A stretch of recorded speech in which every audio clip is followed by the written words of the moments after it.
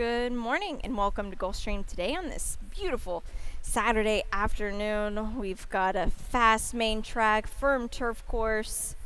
Brian, we're happy to be here. It's a big day just all around the country here. Yeah, without a doubt. We've got $250,000 in the estimated Rainbow Six jackpot. Of course, if we make it through, well, regardless of what happens today, we will have a mandatory day tomorrow with millions on the line, so that's exciting. We've got a good stakes today, Haskell Day as well, with a lot of our championship meet horses bopping around the country. So very good to see. I was talking to Ron yesterday, and boy, all our championship meet horses are just going everywhere and winning races, so it's pretty cool. Pretty cool to see. It is. It's very cool. And the Rainbow Six today will start in race number 6, and like Brian mentioned, we've got that mandatory tomorrow, regardless of what happens today. $250,000 in that estimated pool. And kicking things off in race number 1, Brian. There you see it there. Oh, yeah, there's tomorrow. Yep. So it's going to be a big number tomorrow. Yeah, it will indeed. But big number already in the early pick 5, and Brian's got the ticket. Yeah, this is interesting because there's a very important draw in race 1. The 13 got in, and I was going 4 deep, and now that the 13's in, he's the only one I need in this spot. That's for sure. 4 deep in race 2 with the top pick to 7. I lost 3 top picks today. Oh, that's frustrating. Very frustrating. So there you go there in race 2. In race 3, the 7 on top, Union Harmony, the other Safi Joseph. We'll see about that. Long shot in race 4. I almost got Ruben Sierra home yesterday with the long shot. We'll try it again today with Personal Drama. And then my best bet of the day, Impanema Princess is my best bet of the day. I'm going to kick you off this set. I knew you'd be shocked at that one. Oh, it does. Nothing shocks me with your picks. I just realized that whenever we do have a scratch of the 8 Arrow Ghost and the 12 Kadar Indy, the 13 first shot fire does draw in. I realized, guys, it was 13, not 3, 4, 6, 3 that I was trying to put in. It was 13, and my slash looked like there you it go. was okay. So, anyway, that's besides the point. I'm losing my mind a little bit. The 13, a very significant draw in for you. We're on the grass for the opener. It's a $16,000 maiden claiming. Mile and a 16th, first shot fired. Take it away. This is a big drop for this horse. Yeah, this horse is, I know it's not a good post. The mile and 16th is not as bad as if it was going 7.5 or a mile. The rails are at 38 feet here. 8 to 5 on the morning line. It honestly wouldn't shock me if this horse is odds on by post time. I mean, those last 2 races, including the turf race, just absolutely lay over a very, very modest field. They do, yeah. It was just, if you can draw, you can overcome the post, you'll be okay there. Thank you, guys.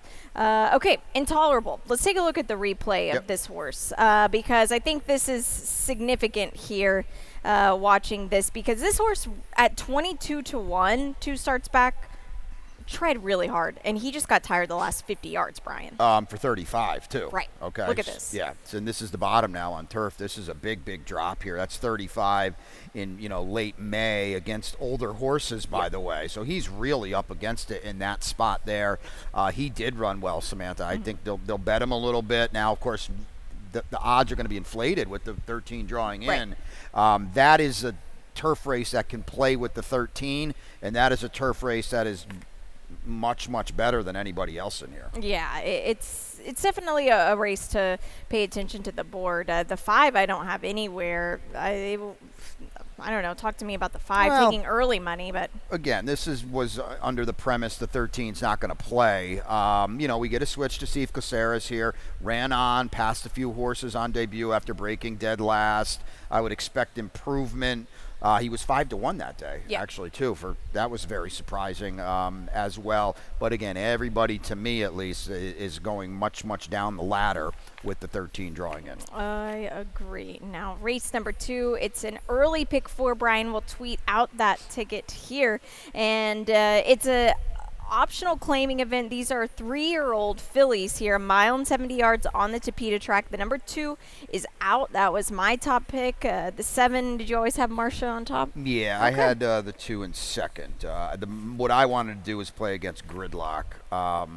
Sounded like you did too. Yes. That's why Marcia going for the hat trick, 3 in a row. We showed last time we can play on the Tapeta as well. And I think the big edge here, and Gridlock probably will be favored, and I'm not really going to fight anybody that she shouldn't be favored, but Marcia's got a big edge that she can route. We don't know anything about Gridlock going 2 turns. Yeah, the Gridlock, it's it's interesting move by the connections, but in Safi we trust because this has just been a barn that's just been over and over, just racking out wins. Yeah, I mean, she's by cross traffic, so it's certainly in there, but she sprinted 4 times, and her form has stagnated, I think, a little bit, and maybe they're just saying, well, we'll try it now. It's in front of us, so let's see what's going on. Race number 3, it is state bred fillies. These are 3 and up, 7 furlongs on that fast main track here. It's a clean race of 7, and both of us are on the 7 Union Harmony. Yeah, I think... well, I mentioned it earlier, the other Safi, right? Yeah. The one's got to be favored, right? Or take more money than the 7, that's for sure, I would think. Works certainly look good. He's taken over from Brendan Walsh. I don't know, do you know this horse at all? Or? No, I don't. But she was working with Miss Gambolini, who was a big first-time out winner. Sure. And Union Harmony is working really, really well. I was kind of against Miss Gambolini, and she made a fool out of me. So I think I like this filly a lot more than Our Disaster, the 1. You have a stat, too. Is that on the 1 or is it on the 7? It's on the 1, and it's actually a pretty darn good stat. And when you're going 7 furlongs on debut, this is actually a really good stat. That's so surprising. Yeah, because it is not easy. You could argue that 7 furlongs on debut is about the toughest thing you can do. It is. Right. Yeah. And this is just Safi, doing his thing, 33%. We've got the rail. The dam was kind of a workhorse. She was 8 for 41, broke her maiden in her 3rd start. This is her 3rd foal. The one that ran was not any good. No. But, look at the connections. It's Safi. It's Drayden Van Dyke because Edgard's not here. You got to he's first call, we'll call it. And he's on this one where Edwin's on the other one. It's Averill Racing. They're going to bet this horse. I didn't want to put her on top, that's all. Yeah. Let's look at the replay of Alice Queen because this was a really impressive second-time start. It was because Julie's Legacy was steamed this day for Rohan, and she was good. She was really good, actually, Julie's Legacy. Yep. She dragged Edgard up there, and he had to go, and she was good, and she gutted it out. I kind of feel like this is a good effort from Alice Queen. I don't want to say it wasn't, but the winner was a half length. The winner was about 10 lengths better than her. Yeah, but nice gallop. It was a very good gallop out. Yeah, she's going to get that extra half furlong today too, and he's letting her do that on her own. So I think that's a good sign. And that was her first start on dirt and her first start on Lasix. You're not going to Jose D'Angelo at 24-1 yesterday. You're not going to get that. Yeah, with Warhol, that was shocking. Sure was. That was very impressive. Named after the artist. Did you know that? I asked him. Yeah, I did, and he told me. So there we go. Pretty cool. All right, race 4. 5 furlongs on the Tapeta. It's a maiden 12-5. These are 3 years old and upward. It is a field of 10. And the 10, Ruben Sierra, for you. You've got a stat and talk about this horse. Yeah, I hope we get some value on here. This horse hasn't literally done any running. Well, ran early, not late. It's a good stat, though, Ruben. 22%. Tapeta sprints. The barn is back going the right way. Braun ran really well for me yesterday as my long shot, getting second to General Ledger, who was a monster yesterday for whatever reason. He was good. Wow. But personal drama, Ruben works him fast. We know that. So that's, it is what it is. But the Tapeta drill really kind of stands out on June 22nd. For me, this horse has shown high speed and then hit a wall. 2 starts on the dirt. Maybe we carry it a little farther today on the Tapeta, and we are cutting back to 5 too. Yeah, that's a very good sign. That's your long shot, right? That's my long shot. Okay, so mine is in here as well. It's far. I'm kind of surprised you have this horse at 6-1. I thought he'd be higher than that. A reclaim by Rohan Creighton. Yeah. I've tried him all 2 times before and haven't been able to get him. But this is a tricky colt because I think he's so much more talented and he's worked so much better than he's even run. And I think it's a good thing that Rohan claims him back. Yeah, I mean he didn't do any running in either start. No, that's why I'm surprised he's 6-1. Well, it's just Rohan off the claim. Yeah. That's all. People are going to see that he's done good work with Anthony Thomas. They always bet his horses. You know, on paper, he's 10 or 12-1. Yeah, don't take less than 6-1 on him. Well, the good thing is for anybody in this race, they're going to just absolutely bury Alpha Blue on the tote board, and I don't want him at all. No, but take note of this, and I mentioned this yesterday, and I'll continue to mention it. The speed on the Tapeta when it's hot like this yeah. in the sprints, the Tapeta opens up, it slows it down, it makes it more of a tiring Tapeta track. If a horse takes the lead, it's very difficult for horses to come and catch them late, especially in the sprints. Right. So Alpha Blue is going to be on the lead in this race, and my horse, hopefully, theoretically, is going to be chasing. Yeah. You know, the thing about Alpha Blue is 7-5 on the morning line. You know, when is the last time Safi's too clear and deep stretch with Edgard and can't win? Yeah. Ooh, I don't like that at all. Yeah, he kind of just pulled himself up a little bit, and he's a 5-year-old, 6 starts, no wins. So just tread a little lightly. Now, race number 5, it kicks off that Tropical Turf Pick 3, the last 3 grass races on the card. We've got a ticket here that I put together. It's an $18 play. It starts out with my best bet here. Race number 7 for me, I do have the 5 on top. That is Aristotle. And in race number 9, this is a really tricky sprint. The 2 High Limit Room, who unfortunately now draws the rail, is who I have on top. It's an $18 play, a 15% takeout, $3 minimum wager. It's such a good bet here. We'll try to get you home, but in this 5th race, it's not an easy one. A mile on the grass course, $16,000 claimers. The 2 for you. That you said this is your best bet? Yeah. Oh, so we have dueling best bets and dueling long shots today. This is an easy one. I don't know. This is like she has never faced a group like this. Yeah, but where's she been? I don't know. This is your best bet too? Yeah. Oh, wow. Well, I just think the class of Impanema Princess lays over this field. Yeah. You might have you do have a pace edge with Judge Judith. I don't think there's any doubt about that. But she just never wins. I know she did 2 back, but that's it. So. Well, that's the one I'm going to show. Okay. Because that's the important one. Yeah, it is. It was a game effort. Yeah, it was. And to be honest, I struggled kind of trying to find a best bet today because I thought it was a tricky card today. She ran well here. I don't want to take anything away from her. These are some horses behind her that kind of don't want to win either, but she was game in this spot. That was against State Breds. It was against a little bit tougher. She's a proven turf filly with 4 wins on the grass. The rest of these, besides your top pick, who has 3 wins, a lot of them are just kind of trying. Yeah, you know what worries me about her? You got long shot speed, but she's a joy to her outside. I think that could be a problem for her. That's another reason why I like the 2. That's very fair. The 6, love her a lot. So you go back to there's a grass race on the page that looks pretty good. Yeah, she's okay, right? She's going to run her 73, 74 buyer, her 15, 16 on the sheets, and you know, it might get there. She's okay. There's nothing wrong with her. She ran, the thing I don't like is, she did bounce back last time. She was 90 cents on the dollar, 2 back on the turf, and really didn't fire at all for some reason. She's very hard to trust. That's a good way to put it. Yeah, she's just always right there. But, I'm not really sure. This is a tough race, and I'm glad you have a best bet, and I do too, because otherwise it could get into throwing the all ball at it. But we're going to take a quick break. When we come back, Ron Nicoletti has got his Rainbow 6 ticket. He'll be out with us in just a little bit. And then tomorrow, a mandatory Rainbow 6. We'll be right back. And they're off.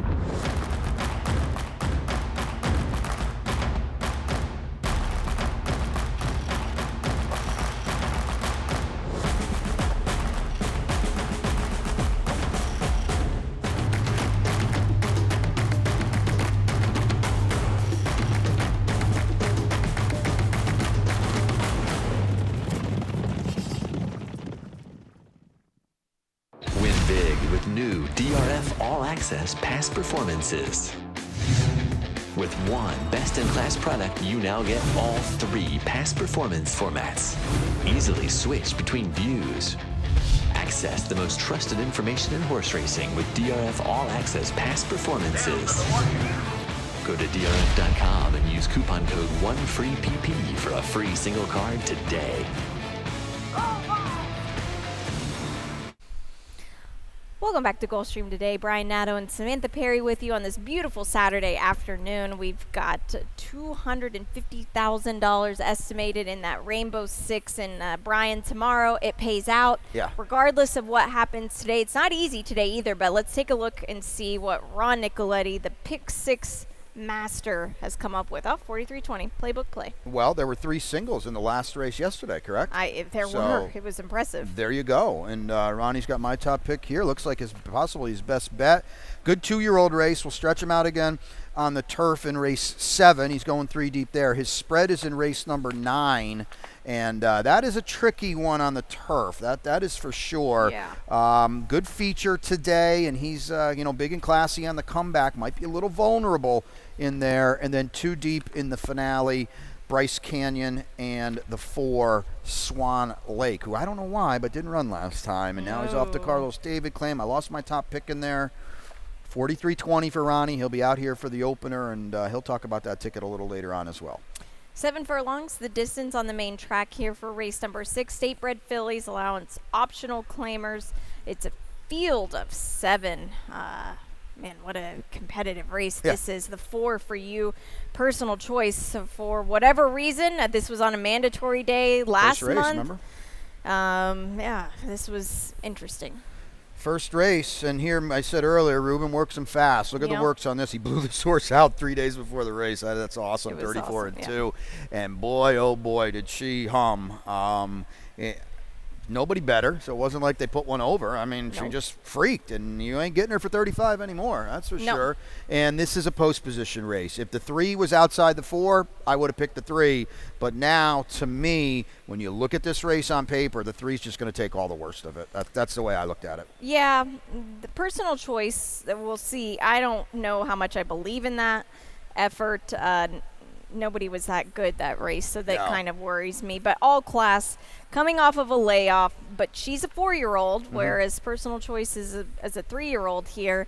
The race that she went to the bench on was a really, really strong effort. The works are really good for the comeback here, and it's Safi. Well, yeah, exactly. I mean, I think she's clearly the horse to beat. She's the deserving favorite, but it's a flow kind of race to me, and I just feel like she's going to really take all the worst of it. Now, maybe personal choice isn't any good, and she sheds her after a half mile and goes about her business, but I think it's she could. I don't know. I thought she may be a little vulnerable. That race is no good, by the way. At Atlanta Alexander, we know now she's not much either. Yeah, I agree. Let's take a look at Adios Babe, because this is first off the claim for Jose D'Angelo.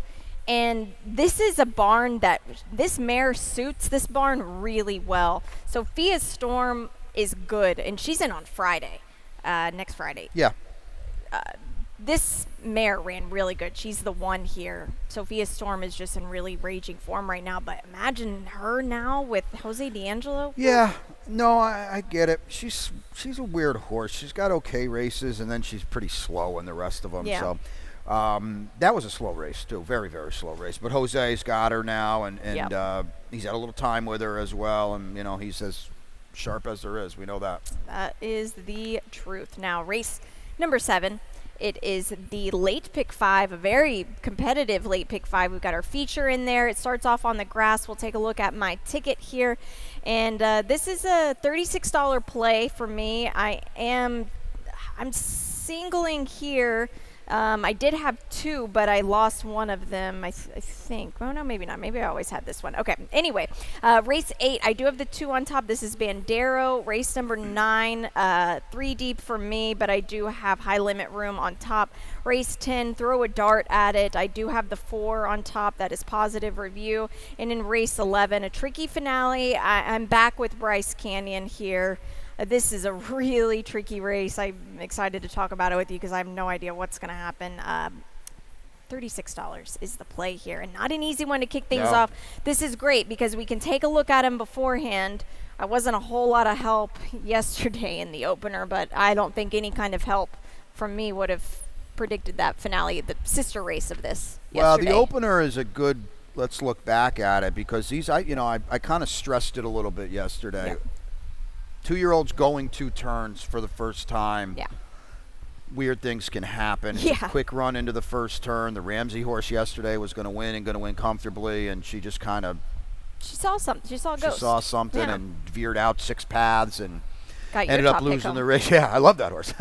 But that's they can be tricky, and this is a tough race to kick it off. These are not cars we're driving here. These are animals, and they have got a mind of their own. So tricky, but both of us on Aristotle, look, this horse has a race under his belt. The race going 5 furlongs, it was a decent race because he was way far back early, and he kind of just got around there, but he did pick up some horses just naturally, I felt like. Yeah, we're going to find out about Aristotle today. I thought it was odd they didn't bet him. I hate using the word only when you spend $170,000 on a horse. But this is a tap it, okay, and only cost 170. This horse was 8-1 on debut. I mean, this is Cassie, this is DJ, this was Edwin.